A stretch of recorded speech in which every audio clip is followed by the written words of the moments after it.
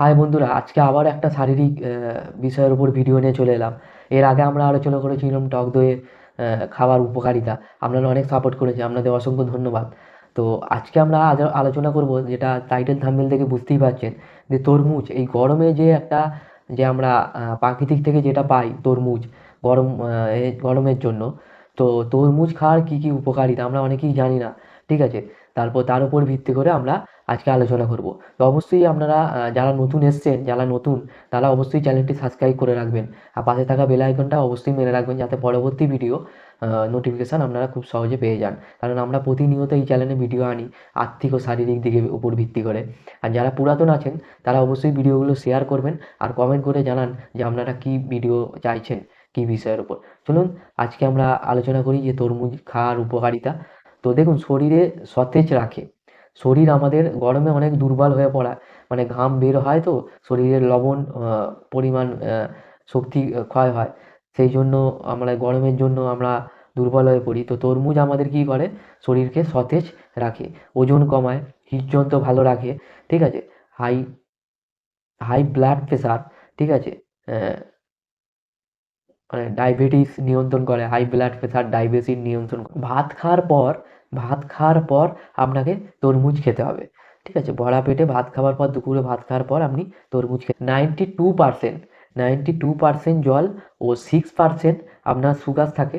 Sugar অর্থাৎ যেটা আমরা সুগার মানে বলি মিষ্টি, ঠিক আছে? সুগার থাকে 92% জল, আর 6% সুগার, আর 2% খনিজ উপাদান থাকে এতে। দেখো, খুবই মানে গুরুত্বপূর্ণ, গরম গ্রীষ্মকালে আমাদের খুবই গুরুত্বপূর্ণ একটা ফল, ঠিক আছে? তো প্রোটিন থাকে, ফ্যাট থাকে, খনিজ উপাদান থাকে, যেগুলো আমাদের শরীরে অবশ্যই প্রয়োজন, ঠিক আছে? ভিটামিন এ, বি, সি, ই পাওয়া যায়, সমস্ত কিছু। অ্যান্টি অক্সিডেন্ট বা অ্যামাইনো অ্যাসিড থাকে এর মধ্যে প্রচুর পরিমাণে, ঠিক আছে? যা এ হলো, সরি, ইংরাজি কথা হলো ওয়াটারমেলন, ঠিক আছে? ওজন কমায়, আমরা আগেই বললাম। জলের পরিমাণ অনেকটা, কারণ গরমে আমরা তো জল খাই, তার উপর ভিত্তি করে আমাদের গরমে অনেক, গ্রীষ্মকালে আমাদের অনেকটা শরীরে জল প্রয়োজন হয়, কারণ ঘাম দেয়, বেরিয়ে যায়। তো তার উপর ভিত্তি করে আপনারা তরমুজ খেতে পারেন, ঠিক আছে? তো কোলেস্টেরল মানে এতে কোনো কোলেস্টেরল থাকে না, ঠিক আছে? হৃদযন্ত্র ভালো থাকে, হজমের ক্ষমতা বাড়ায়। ফাইবার থাকায় কোষ্ঠকাঠিন্য দূর করে, ফাইবার থাকার জন্য এটি কোষ্ঠকাঠিন্য দূর করে।